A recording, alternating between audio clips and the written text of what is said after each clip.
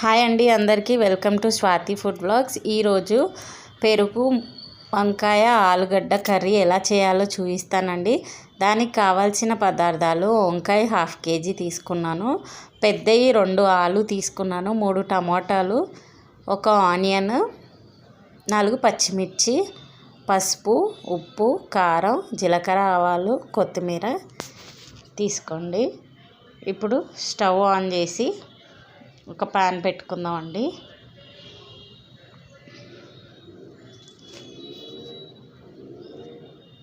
Curry మాత్రం సూపర్గా ఉంటుందండి, ఒకసారి ఈ విధంగా ట్రై చేయండి. ఇప్పుడు ప్యాన్ వేడయ్యాక సరిపడా ఆయిల్ వేసుకోండి. నేనైతే 4 స్పూన్స్ వేసుకున్నానండి.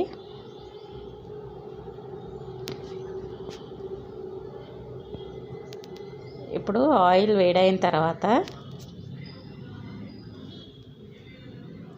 జీలకర్ర, ఆవాలు వేసుకుందాం.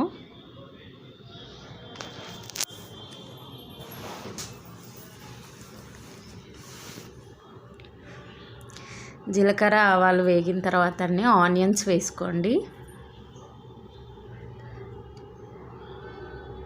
ఇప్పుడు ఆనియన్స్ని మంచిగా ఫ్రై చేసుకుందామండి. అలాగే పచ్చిమిర్చి వేసుకోండి.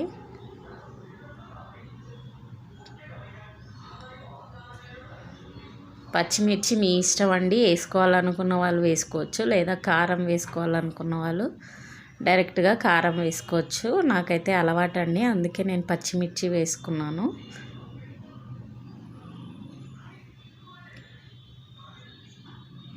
ఇవి బాగా ఫ్రై అయ్యాక ఇందులోకి 1 స్పూన్ అల్లం వెల్లుల్లి పేస్ట్ వేసుకుంటున్నానండి. వేసుకొని మంచిగా కలిపేసుకోవాలి.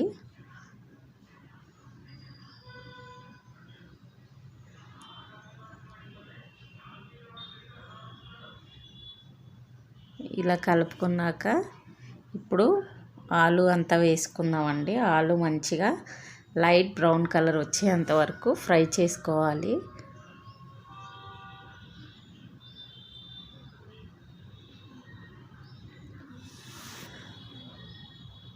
మంచిగా ఒకసారి కలిపేసేయండి.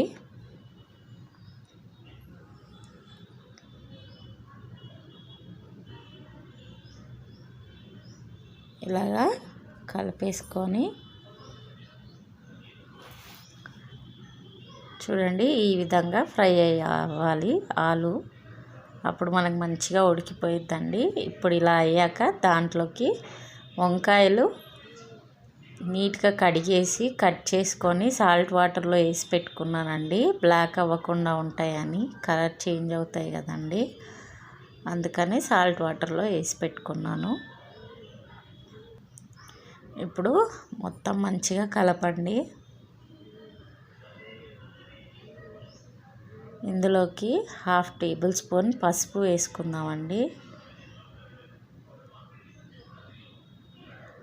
అలాగే 1 స్పూన్ సాల్ట్ వేసుకుందాం. సాల్ట్ సరిపడా తర్వాత చూసుకొని వేసుకోవచ్చండి. ఒక్కసారిగా వేసుకుంటే మళ్ళీ ఉప్పుగా అయిపోతే ఆ కూర వేస్ట్ అయిపోయిద్ది కదండి, అందుకని మనం లాస్ట్లో టేస్ట్ చూసుకొని కలుపుకుందాం సాల్ట్. చూడండి, ఇప్పుడు అన్నీ మంచిగా కలిపేసుకోవాలి. కలిపేసుకొని ఇప్పుడు మూత పెట్టుకొని ఒక 5 మినిట్స్ వరకు ఉంచుదామండి, వంకాయ అంతా మగ్గేంత వరకు. ఇప్పుడు చూడండి, తీసి ఒకసారి చూస్తే మనకి వంకాయ ఆలు మంచిగా మగ్గిపోయాయండి. ఇందులో ఉడికిపోయిందండి వంకాయ కూడా. ఇప్పుడు ఇందులోకి టమాటాలు వేసుకుందామండి. వేసుకొని మంచిగా కలిపేసుకొని మొత్తం ఇప్పుడు మూత పెట్టుకుందామండి. మూత ఒక 2 మినిట్స్ టమాటాలు మగ్గే వరకు పెట్టుకుందాం.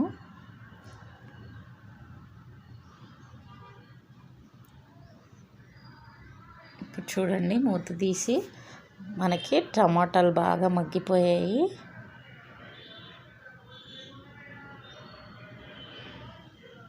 చూడండి ఎంత కలర్ఫుల్గా ఉందో మన కర్రీ. ఇందులోకి 1 టేబుల్ స్పూన్ కారం వేసుకుంటున్నానండి, 1½ టేబుల్ స్పూన్. ఇది చాలా చిన్న స్పూన్ అండి, మీరు చూసి వేసుకోండి. ఇప్పుడు వీటిని బాగా కలిపేసుకోవాలి.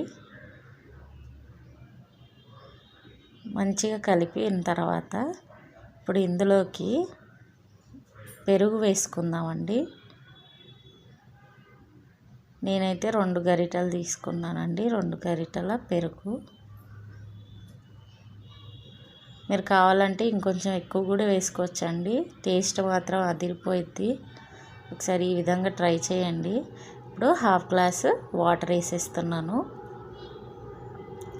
వేసుకొని మంచిగా కలిపేసుకొని ఒక 5 మినిట్స్ వరకు మనం దీన్ని ఉడకనిద్దామండి. చాలా టేస్టీగా ఉంటుందండి, సూపర్గా. మీరు ఒకసారి చేసుకొని ఏ విధంగా ఉందో టేస్ట్ కామెంట్లో తెలపండి. మీకు నచ్చిద్దనే అనుకుంటున్నాను. చపాతీలో కూడా సూపర్గా ఉంటుందండి కర్రీ మాత్రం. ఇప్పుడు మూత పెట్టేసుకొని ఒక 5 మినిట్స్ తర్వాత తీసి చూద్దామండి. చూడండి, ఆయిల్ అంతా పైకి వచ్చేసి మనకి కర్రీ రెడీ అయిపోయింది. ఇప్పుడు కొత్తిమీర వేసుకోండి. లాస్ట్లో కొత్తిమీర వేసి ఒకసారి కలిపేసేసేద్దాం.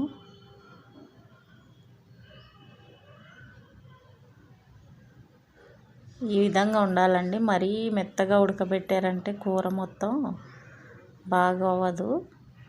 ఈ విధంగా ఉండాలి.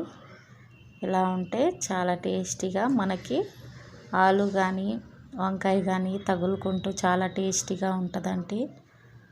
చపాతీలోకి మాత్రం ఎక్సలెంట్ కర్రీ అని చెప్పచ్చు. ఒకసారి ఈ విధంగా ట్రై చేసుకొని తినండి, మీకు టేస్ట్ తెలిసిద్ది. ఇప్పుడు ఒక బౌల్లోకి తీసుకుందామండి. చూడండి, మన కర్రీ రైస్లో కూడా బాగుండిద్దండి, అలాగే చపాతీలో కూడా సూపర్గా ఉంటుంది.